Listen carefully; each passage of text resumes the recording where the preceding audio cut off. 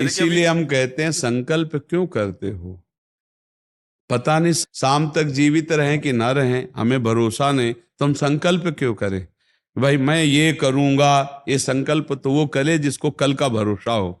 अपने लोग तो ऐसे मृत्यु लोक में है कि अगले सेकंड का भरोसा नहीं। तो ऐसी प्रार्थना करनी चाहिए कि हे प्रभु, यदि आपने मुझे जीवन दिया, सामर्थ्य दिया, समय दिया, तो ऐसी हमारी भावना बन रही कि हम 108 परिक्रमा कर लेंगे।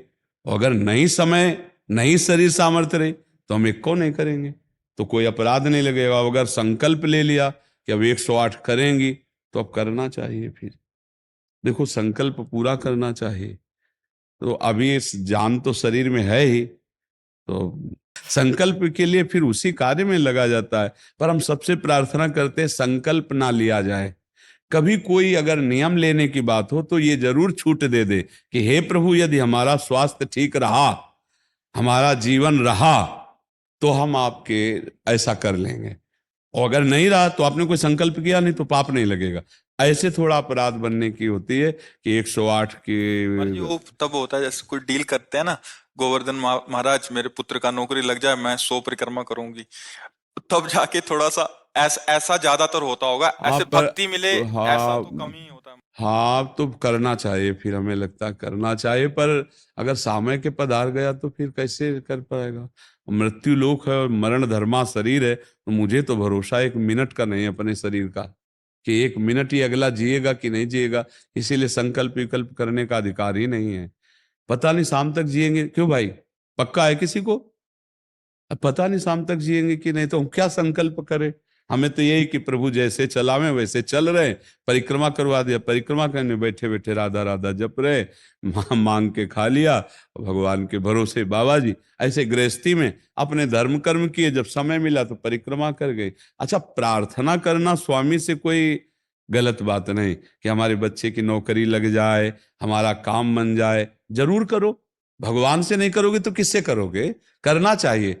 पर ये करके कि हमारी कामना पूर्ण कर दो, हम इतना करेंगे, फिर बंधन हो जाएगा। हम इतना क्यों कहें, तुम्हारी परिक्रमा करेंगे हमारा काम पूर्ण? स्वार्थी हो क्या? हमारे पिता हो, हमारे स्वामी हो, हमारी जरूरत है, मांग रहे कि प्रभु हमें एक संतान दे दो, हम आपको कुछ करेंगे। ये हम में बस नहीं, हमारे पास तो जो कुछ दिया हुआ सब आपका है नाथ। स्वाभाविक 108 परिक्रमा लग जाए, कोई बात नहीं। संकल्प मत करो, मांग जरूर लो, तुम्हें मांगना है। और छूट दे दो कि प्रभु यदि उचित हो तो ऐसा करना, अगर उचित ना हो तो प्रभु लाख बार मांगो तो भी पूरा मत करना। ये भक्तों की मांगे होती हैं, ये सत्संगियों की मांगे होती है कि नाथ मेरी आवश्यकता तो है, पर अगर आपको उचित लगे तो आप दे देना, और अगर उचित ना लगे तो मेरे मांगने पर भी आप ना देना। ये जब ये बात बनी रहती है कि जितना नाम जप होना चाहिए उतना नहीं होता, उतना, ये बात तो हमारे में भी है। इतनी पीड़ा तो हमको भी बनी रहती है कि जितना होना चाहिए उतना नहीं होता। इतनी पीड़ा हम अपने गुरुदेव भगवान में भी देखी। एक दिन उन्होंने कहा क्या बताएं, जीवन निकल गया, छक के नाम जपने को नहीं हुआ, रात दिन मंत्र में नाम में लगे गए, रात दिन 10 वर्ष समीप रह के सेवा में रहे। तो देख, बोले क्या बताऊं, पूरी जिंदगी निकल गई, छक के नाम जपले को नहीं मिला। तो भगवत भजन करने वाले में भजन की इतनी भूख बढ़ जाती है कि रात दिन भजन करने पर भी उसको ऐसा अनुभव होता है कि जैसा होना चाहिए वैसा। यही अखंड भजन बनाता है, यही अखंड। पर इस अखंड भजन होते हुए भी रोना आएगा कि प्रभु मुझे भजन करने की रुचि दे दो। यही भजन, असली भजन का ही फल है। भजन करते हुए भजन की इतनी भूख होना कि भगवान से भजन ही मांगना कि प्रभु मुझे भजन करते। अभी वो भजन नहीं होता जैसा प्रेम से होना चाहिए। हर एक महात्मा को, हर एक भजनानंदी को अनुभव होगा। और ये अगर हुआ तो भजन अखंड होने लगेगा। क्योंकि हम जिसकी पीड़ा महसूस करते हैं उसको हम भूलना कैसे बर्दाश्त कर पाएंगे? तभी वो अखंड स्मृति कर पाता है। और जो संतुष्ट हो जाता है भजन में, वो भजनानंदी नहीं होता। जो भजन में असंतुष्ट और भोगों में संतुष्ट रहता है वही भजनानंदी कहा जाता है। अपनी बात कहते हैं, मुझे तो गुरुदेव ने संभाला, नहीं तो साधन भजन हो रहा था और वो अहंकार जनित था। जब गुरुदेव ने कृपा करी तो हमारे अहंकार को चकनाचूर हुआ। तब ये बात समझ में आई कि गुरु कृपा से मोक्ष मूलम गुरु कृपा। गुरुदेव भगवान साक्षात करुणामय प्रियालाल के स्वरूप हैं। वो जब कृपा करते हैं तो अहंकार नष्ट हो जाता है, और अहंकार नष्ट होते ही दैन्यता आ जाती है। और प्रियालाल को दैन्यता बहुत प्रिय है, और वो दैन्यता कृपा से ही आएगी, और गुरु के चरणों में आसक्त रहो। देखो, हम आपको गुरु महिमा की एक बात बता दें। जब हम कोरा कागज होकर गुरुदेव के चरणों में समर्पित होते हैं, तभी हमारी हृदय में लिखा पढ़ी सही होती है। हम लोग क्या होते हैं, पूरा कागज रंगे हुए पहुंचते हैं और अपनी बुद्धि लड़ाते हैं गुरुजनों पर, इसीलिए हमारा काम बन नहीं पाता। यदि हम बच्चा बन के गुरु के चरणों में जाएं, जैसा बोले वो और वैसा करने लगे, तो गुरु को भी पता नहीं चलेगा, ऐसे शिष्य की उन्नति हो जाएगी अध्यात्म की, क्योंकि उसने उनको भगवान माना है। देखो, एक हम प्रसंग कई बार सुना चुके हैं। एक उड़िया बाबा ने सुनाया था प्रसंग कि एक बंगाल के भगत के मन में आया कि मैं गुरु बनाऊं। तो एक प्रसिद्ध थे काली के उपासक, उनके पास गए, और वो मदिरा पीते थे, वो जानते नहीं थे, वो मदिरा पिए हुए बैठे हुए थे। उन्होंने कहा, गुरुदेव, मैं आपको गुरु रूप से वरण करता हूं, मुझे मंत्र दे दो।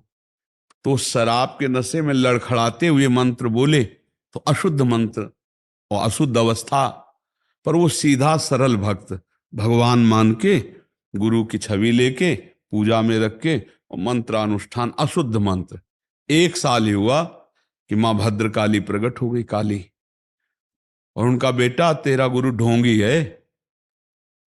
तो उनका, मां, पहली बात तो आप गुरु को ऐसा ना बोले, गुरु हमारे परब्रह्म है, आप ऐसा ना बोले।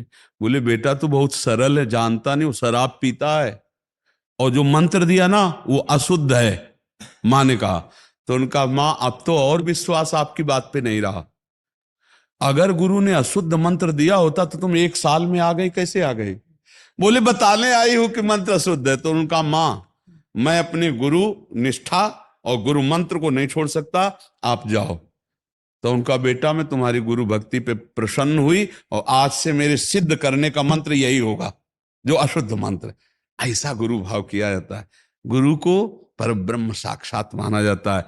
परब्रह्म में दोष दर्शन नहीं होते, दोष हमारी बुद्धि का है। अगर बुद्धि का दोष निकाल दे तो देखो, मत्ता परतरम नान्यत किंचिदस्ति धनंजय, भगवान कह रहे मेरे सिवा कोई और है नहीं। फिर हम गुरु को दोष दर्शन में देखें, कहीं ना कहीं हमसे त्रुटि हो रही। हमें घोर पापी में भी भगवान देखना है, तो गुरु में भगवान देखने में क्या बात है?